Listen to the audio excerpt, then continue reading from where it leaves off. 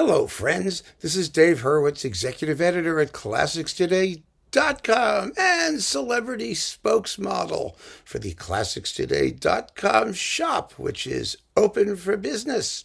You can find a link at the bottom of this video. Today, I want to talk about a cube of music by pianist Friedrich Gulda. I really have been looking forward to talking about this because I've always really admired Gulda. Fascinating personality. In fact, almost more important than the music is the personality behind the music. He was, well, let's just say a bit iconoclastic. You know, Gulda was equally at home, or at least he thought he was equally at home, in classical music and jazz. His classical music repertoire was rather limited to just a handful of composers, although they managed to squeeze 47 discs out of this. I think one of the reasons he existed on the fringes of our pianistic consciousness for most of the 20th century was not just because of that limitation in repertoire and because, of course, of his jazz interests, but because he was not a fan of the classical music business infrastructure, let's call it that. He recorded for strange small labels quite frequently, some of which material is actually in here. His second Beethoven cycle, for example, the one I just love, for Amadeo, which was released originally with one track per sonata on CD when it came out on CD. It was done in the late 60s. Most of his best recording work was done in the 50s and 60s, because after that he just became so strange and started doing things on odd labels that he kind of popped up once in a while, you know, for example, to do some Mozart with harpsichord or something like that, or a few piano concertos, again, Mozart with Claudio Abbado, and then he would sort of sink below the surface. It depended what label his stuff popped out on. So he never quite had perhaps the impact that his actual pianism deserved, because he was a really fascinating personality. I'm not fond of his jazz work. Personally, I mean, I'm not exactly a jazz person, but I like it. I enjoy it. And, you know, but he felt that I think he needed it.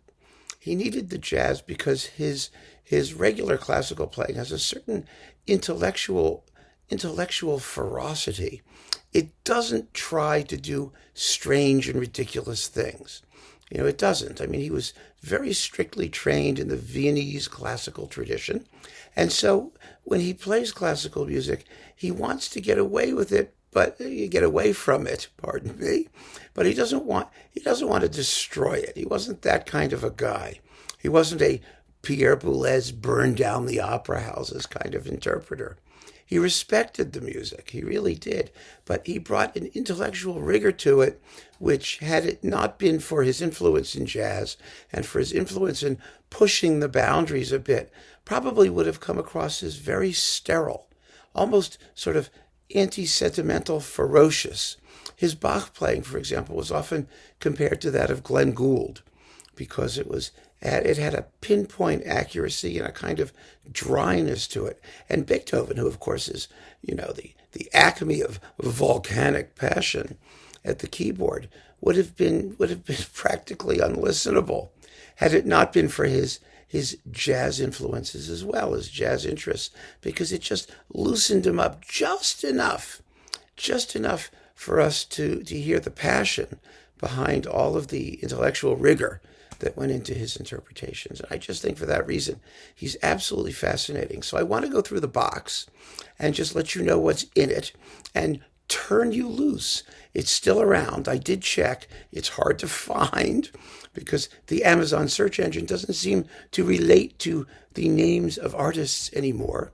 I mean, you put in Friedrich Gulda and you're just as likely to get a vacuum cleaner in your search results. I don't understand what the hell they're doing. But if you put in Friedrich Gulda complete edition or complete Decca edition, you may actually find this. It may show up. So let's open it up and take a look. Now, of the 47 CDs in this box of doom, this horrible packaging that allows you to drop it whenever you take it out of off the shelf. A lot of it is Beethoven. And although this thing says that it has sort of original jackets, it doesn't. It doesn't. The discs look sort of, well, it has some. Let's put it that way. Some of them are original jackets, and some of them have been removed to the booklet here. And like, for example, let me show you. You got pictures? Here we go. Those are the original jackets. I don't particularly care about things like that. I really don't. But when I was leafing through Amazon, some moron in Germany gave this box a 1-star rating because you didn't get original jackets, which is patently insane.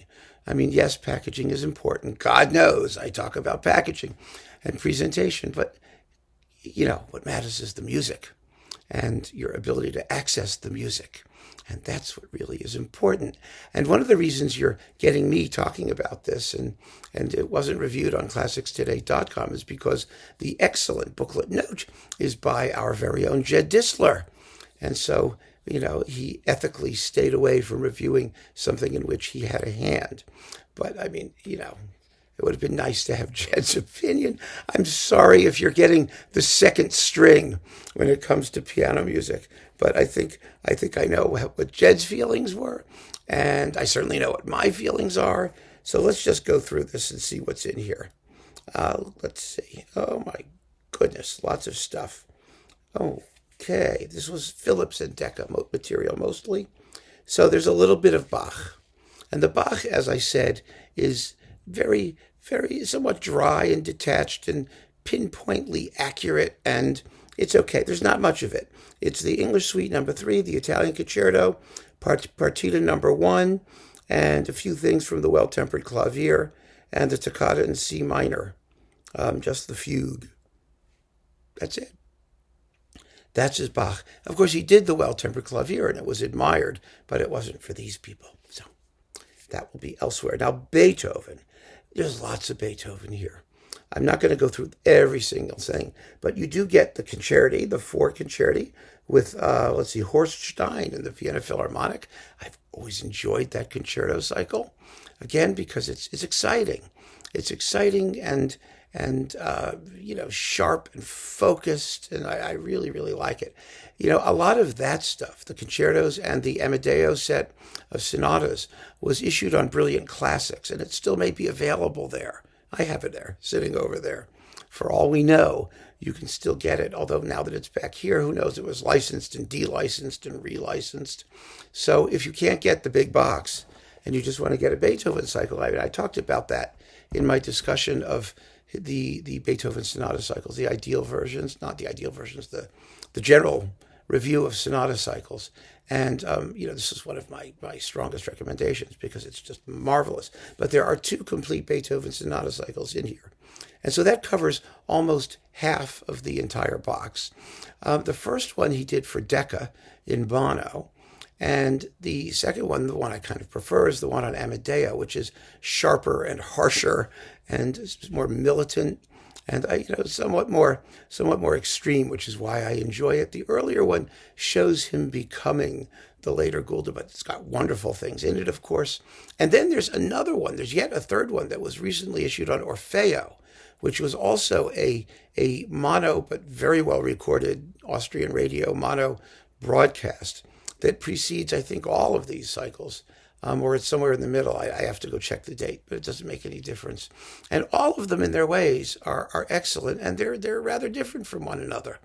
And so, as a Beethoven player, he was a major force in 20th century music. And you also get variations, you get the Diabellis, you get all kinds of other stuff here. The Eroica variations, I think, are in here. Yes, they are. And you get the, a couple violin sonatas with Ruggiero Ricci. Those will return in the Ruggiero Ricci boxes, which we will be talking about anon shortly. And then there's, the Ein Mädchen oder Weibchen variations for cello and piano with Heinrich Schiff. Then we have improvisations on Brahms's Lullaby with Chick Corea. Yeah. And some Chopin. Now, Chopin was also another composer who you wouldn't have expected Gulda to do well, but he does. He does because I just think because of his naive intelligence, frankly, and his willingness to sort of confront the music on its own terms and make of it something that no one else had done. You get the four ballades, ballade number 3 twice, and the big deal, I mean, you get a couple etudes and a couple waltzes, but the most important thing probably is the complete preludes, which are absolutely wonderful, wonderfully variegated, distinct from each other, and again, sounding like no one else. And you have to bear in mind, Gulda was the teacher of Martha Argerich and also Claudio Abbado, which I just think is very, very interesting because these are very, very different artists. But you may recall Abbado and Argerich did a lot of work together, making concerto recordings, and Abbado and Gulda did work together. And he was a very, very important influence on both of them, but in completely different ways. You might say that Claudio Abbado had that sort of pinpoint, minuscule, micromanaging tendency, and Martha Argerich, of course, the complete freedom and passion and tempestuous emotionalism. Wonderful. It's a wonderful tribute to the man that he was able to coach such very, very different artists, and in a way that never inhibited their own individuality as interpreters. So I mean, that's just really cool. Then we've got I'm going to just talk about the jazz things. I mean, there's some improvisation on Miles Davis and again Chick Corea and those people. Next up, and quite fascinating, is his Debussy. He recorded the complete books of preludes twice. The second time for a small label, not as well, and they were not as interesting. His first book is quite wonderful. Again, this is from the 50s. Some of this stuff is mono. And his Debussy preludes are wonderful for their lack of impressionistic fog, shall we say. He's really, really wonderful in the ones that are, of course, jazz influenced a little bit.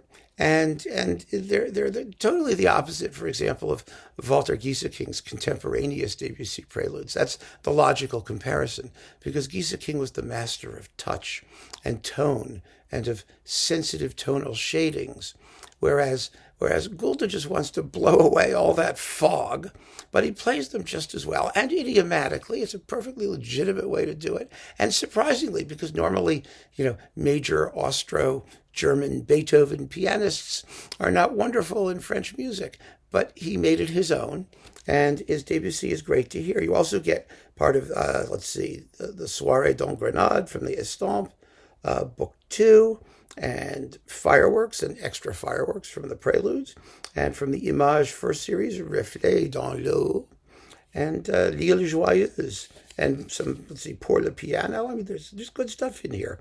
And the Suite Bergamasque. Nothing Like to Love. This is the alphabetical list, by the way. It's kind of interesting. Dizzy Gillespie, A Night in Tunisia, and Johnny Green, Out of Nowhere. This is fun to do this alphabetically because you get to see Debussy next to Dizzy Gillespie, and it was really cool. So then we have a whole pile of his own pieces, and like I said, as a composer, he could be witty, he could be interesting. I think he was a little dry. Even in his jazz, he was a little dry.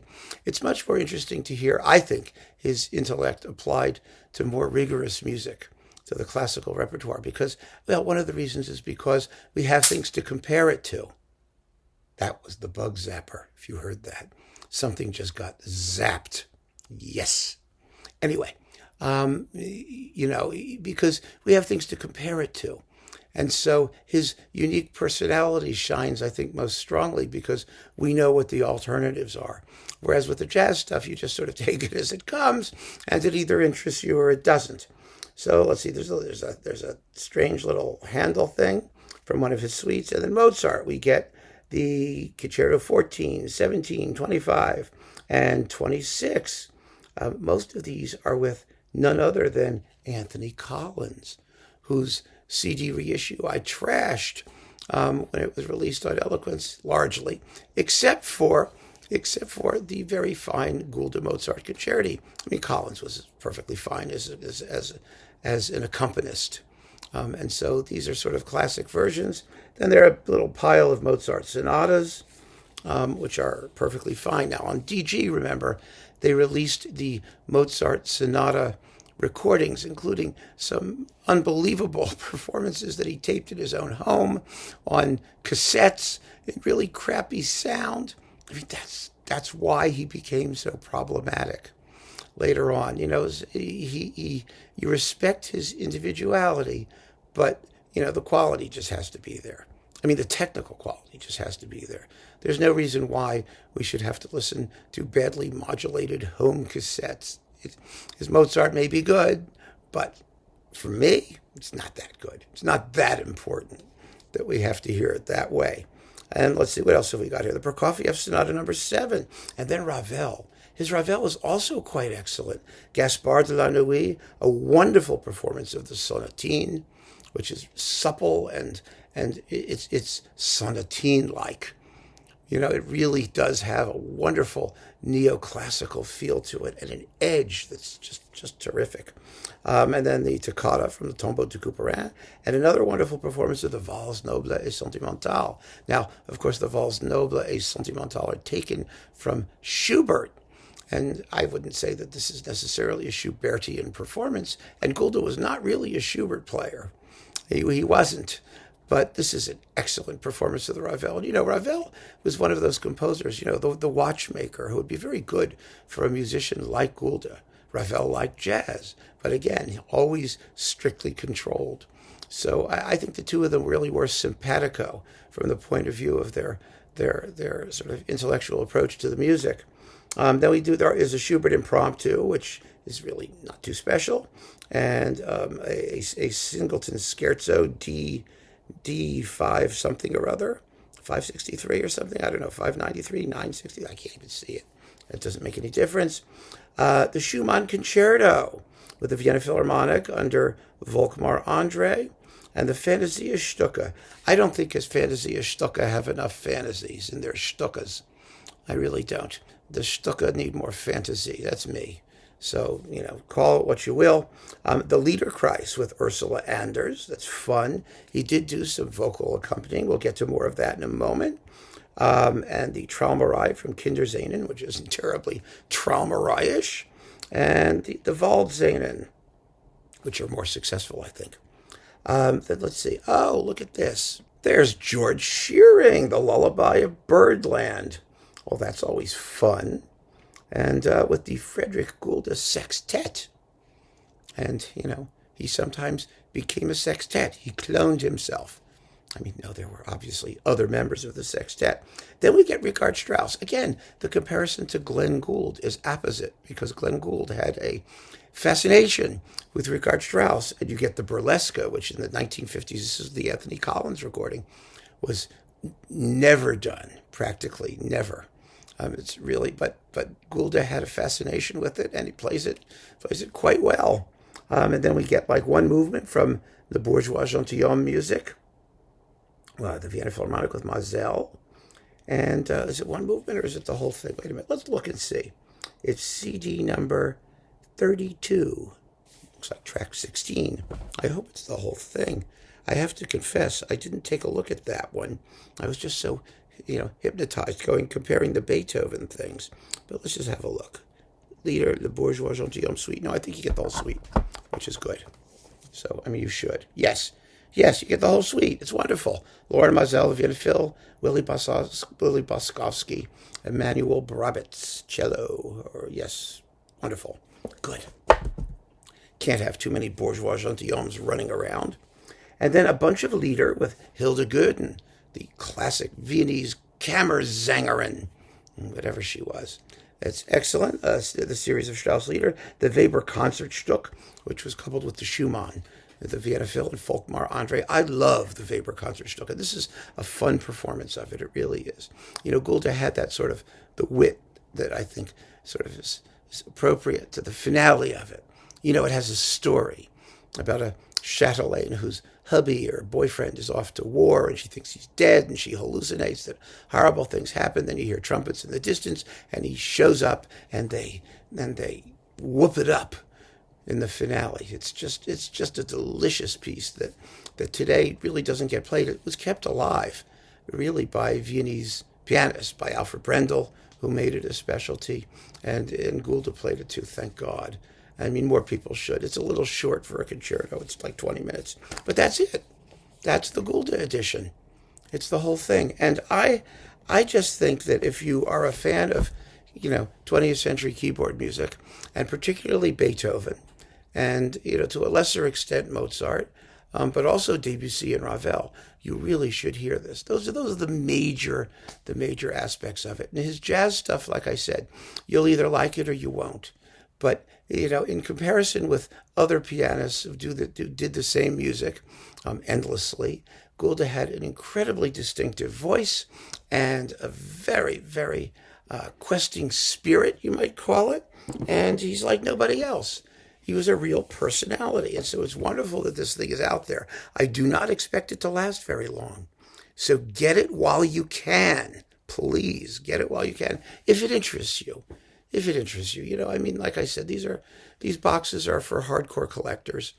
And the best of them, the performances, the Beethoven sonatas and other things, they've already been issued separately. They aren't hard to find. You can find other stuff easily enough. For those of you who just want to dip your toes, get the Amadeo set, the second set, stereo set of Beethoven sonatas, which you might still be able to find on Brilliant Classics very inexpensively. You can sample. You can sample at will. But there's certainly plenty in here to keep us occupied and intrigued for the foreseeable future. So keep on listening, folks. Thank you for joining me, and take care.